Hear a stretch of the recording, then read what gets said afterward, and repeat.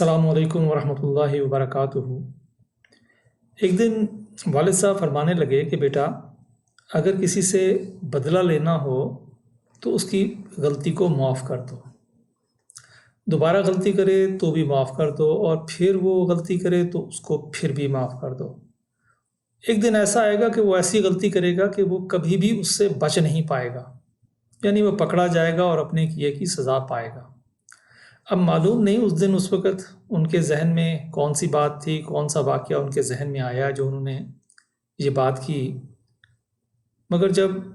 ہم بڑے ہوئے تو پتہ چلا کہ اسی کو صبر کہتے ہیں، اور اللہ تعالیٰ فرماتے ہیں کہ ان اللہ مع الصابرین، یعنی بے شک اللہ تعالیٰ صبر کرنے والوں کے ساتھ ہے۔ ایک دن میں نے قرآن میں پڑھا فاعفوا واصفحوا حتی یاتی اللہ بامرہ ان اللہ علی کل شیء قدیر۔ اس کا ترجمہ کچھ یوں ہے کہ پس معاف کر دو اور درگزر کرو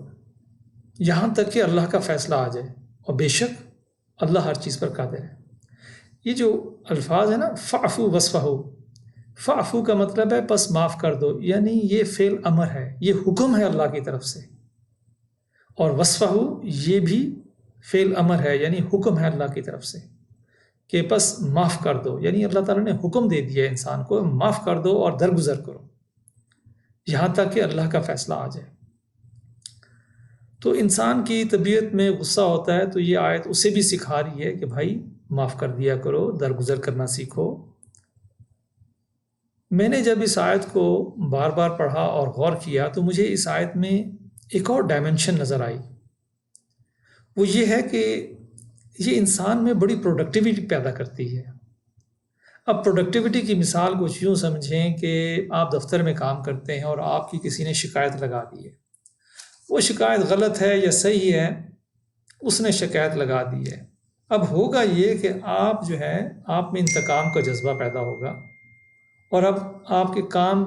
آپ کی توجہ جو ہے وہ آپ کے کام سے ہٹ جائے گی، آپ سوتے جاگتے صبح شام بدلے کی آگ میں جلتے رہیں گے، اور آپ جب تک اس سے انتقام نہ لے لیں اس وقت تک آپ جو ہے اسی فکر میں رہیں گے۔ اب آپ کو کچھ عرصے کے بعد بدلہ لینے کا موقع مل گیا تو اب کیا ہوگا؟ اب آپ کو یہ فکر لاحق شروع ہو گئی کہ بھائی وہ جو ہے نا اب انتقام لے گا۔ اب آپ کی ساری توجہ کام کی بجائے اس کے انتقام سے بچاؤ پر لگ جائیں گی۔ تو نہ شکایت کے بعد آپ پروڈکٹیو تھے، نہ آپ نے بدلہ لینے کے بعد آپ پروڈکٹیو ہوئے۔ لیکن اگر آپ اسے معاف کر دیتے اور اسے درگزر کرتے تو آپ اسی لمحے سے اپنے کام پہ لگ جاتے اور بغیر وقت ضائع کیے آپ اپنے کام میں لگے رہتے۔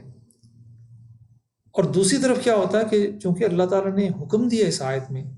تو پھر اللہ تعالیٰ یہ معاملہ اپنے ہاتھ میں لے لیتے ہیں،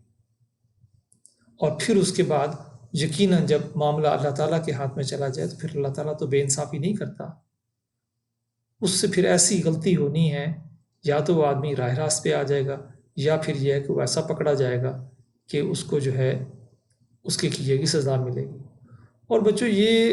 میں چونکہ اپنی اتنی زندگی گزار چکا ہوں، اور یہ میں نے کئی بار اس چیز کا مظاہرہ دیکھا ہے کہ جو آدمی کسی کے ساتھ زیادتی کرتا ہے اور دوسرا آدمی اگر بدلہ نہیں لے سکتا تو وہ جو ہے اپنے کیے کی سزا پاتا ہے۔ تو آج کا سبق یہ ہے